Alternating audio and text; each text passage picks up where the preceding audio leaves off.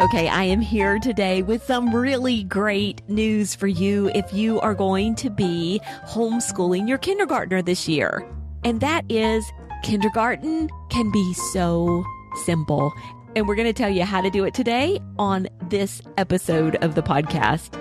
Hi, everyone. I'm Pam Barnhill, and I have helped thousands of homeschoolers beat burnout, create doable systems, and bring more joy to their homeschool day. Welcome to episode 41 of the 10 Minutes to a Better Homeschool podcast. Okay, we're talking all about kindergarten today. And did you know that there are still some states in the United States where you don't even have to do kindergarten? Kindergarten is not a requirement. And there are still a number of states where you don't have to report that you are homeschooling a child until they are 6 or 7 years old. So I'm telling you all of that just to tell you that we don't need to get worked up about kindergarten. It's really hard to mess it up.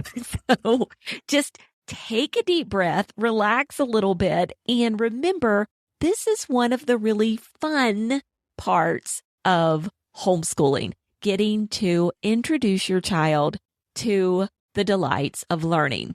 So let's talk a little bit about this whole kindergarten idea. Traditionally, we think that 5-year-olds are in kindergarten, but you don't have to start the minute your child turns 5. And actually, my youngest has an October birthday, so I could have started him right before he turned 5, or I could start him like right before he turned 6, which is essentially what we did, because he was in no way ready right before he turned 5 to get started with any kind of academic learning. And so look at your child.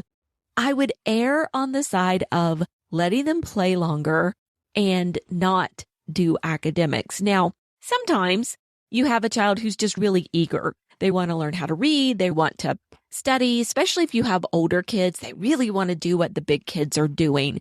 And if that child is asking you for that, then I think it's totally okay, as you have time, to work with that child. But if your child is not asking you for that kind of learning and is resistant to it, I would ask you to consider possibly not requiring any kind of academic schooling from your child until they turn even 6 years old. Make it an invitation instead. Ask that 5-year-old, would you like to do a reading lesson today? Would you like to do a math lesson today? They're not going to miss anything. They're not going to be behind if you really don't start academic learning until 6, sometimes even after 6. So that is something that I would like for you to consider. Then when you do start, there are basically 3 important things to do with teaching your child when you start teaching them. So I'm going to call it like the 3 key ingredients for a kindergarten plan that works, but know that like you might not start these until your kid is 6 years old. And the 3 things are this. Number 1, math. Some kind of math instruction. And at this point, there can be a lot of gameplay, a lot of just fun activities with manipulatives and things like that, where you're really working with concrete things. You're counting things, you're moving things, you're putting things together for adding, you're taking things away for subtracting, and you're really working with the concrete as opposed to the abstract. And that can be your math. Math does not necessarily mean at this age sitting down and working with a worksheet. We can get math concepts by manipulatives and working with concrete problems. The second thing is some kind of phonics instruction. So as we're teaching our kids to read, we want to give them a leg up by showing them how language fits together. And phonics instruction is how we do that. And so when they are ready, we're talking super short lessons, 5 to 10 minutes a day. I'm really serious about that one, of phonics. We used a wonderful phonics program called All About Reading, and it was great. It was easy to break into those 5 to 10 minute lessons a day. It had a great little zebra called Ziggy the Zebra. My kids absolutely loved Ziggy. It made it a whole lot of fun. It was, they could use a lot of their senses. They were moving things around as opposed to just sitting and doing worksheets. And here is something to consider. Our All About Reading program did not teach writing at the same time at the same time as reading. It was a separate skill. And so keep that in mind. Your child could be ready to read before their fine motor skills catch up and their gross motor skills. We underestimate how much gross motor plays into the ability to sit and write. Our kids may be ready to read before they're ready to write. It's totally okay. It's totally normal. And that's why I'm not saying let's push handwriting down to these younger kids. If you have a kid who's interested in learning, they're interested in doing a little math with mom, they're interested in doing a little reading lesson with mom, they don't have to necessarily be doing handwriting at the same time. That could be something that you add a little bit later. And then the third key is morning time.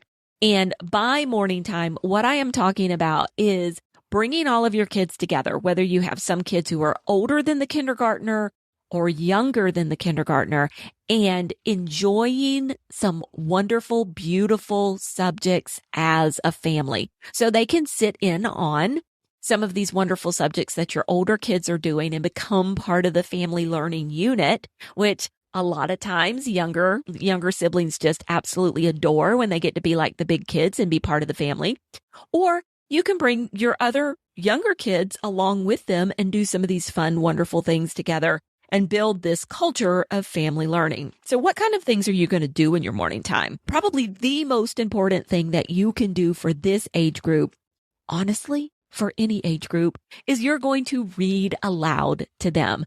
And don't feel like you've got to rush into chapter books at this point. Read them picture books, lots and lots of picture books. My friend Sarah McKenzie from the Read Aloud Revival will tell you that publishers know that picture books, that's something that's going to be read to a child.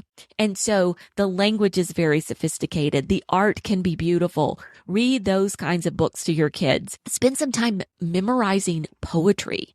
Memorize some scripture. Memorize beautiful words and spend time doing that. Little kids love to memorize, especially if you sing it to a song or put some fun hand motions to it, or memorize great poems like Ooey Gooey Was a Worm, which is part of IEW's Linguistic Development for Poetry Memorization program, which we've used since my kids were little.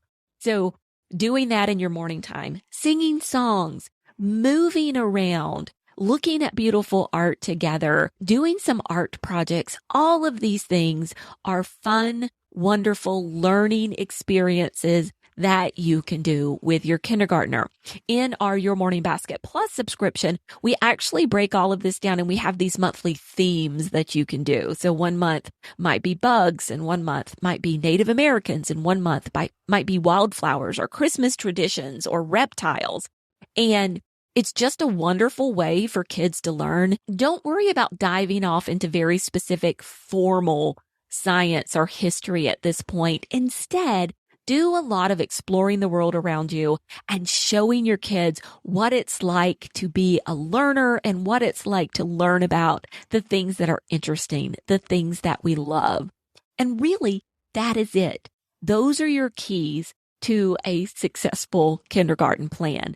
Work 5 to 10 minutes a day on some phonics with a fun program. Work 5 to 10 minutes a day on math using concrete manipulatives instead of worrying about the abstract. And then spend about 20 to 30 minutes a day with your child, reading aloud to them, working on art, looking at beautiful art, working on projects, looking at beautiful art, and listening to music.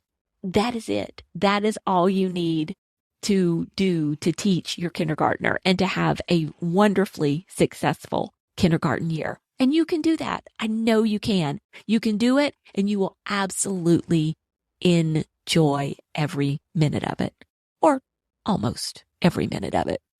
All right. I will be back again next week. Next week, we are going to have an interview on the podcast, and we're going to be interviewing Ashley Williams. Now, Ashley was somebody who never intended to homeschool. And I think there are probably quite a few of you guys out there who really, really never intended to homeschool in the past few years have brought up circumstances where you feel like you need to. And so we're going to be talking to Ashley about what that's like, what she's learned along the way, and how she feels about it now. Until then, keep on homeschooling.